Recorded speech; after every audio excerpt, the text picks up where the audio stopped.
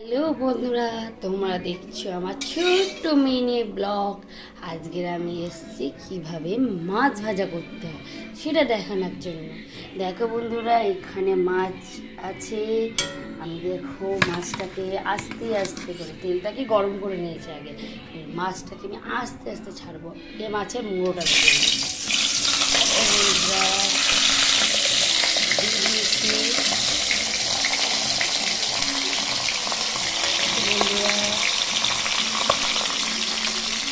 উফ, কি দারুণ লাগছে মাছটা।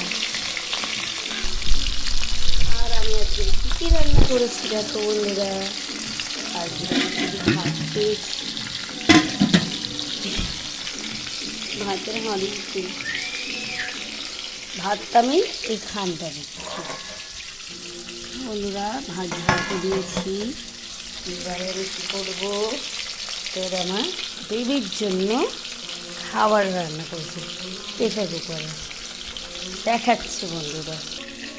দেখো বন্ধুরা, দেখো বেবির জন্য খাবার করেছি।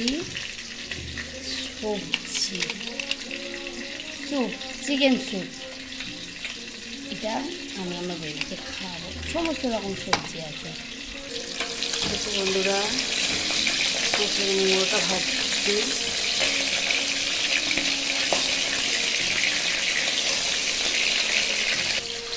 এর সাথে আরেকটা মাছ দিয়ে দিচ্ছি ভাজার জন্য। দেখো বন্ধুরা,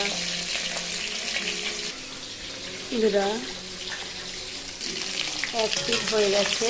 এবার আমি তাকে উল্টে দেবো। দেখো মাছটাকে কাট করে দিলাম।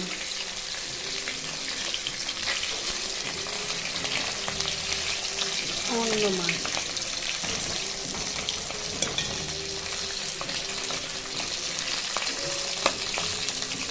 মাছের মুড়োটাকে উল্টে দেবো।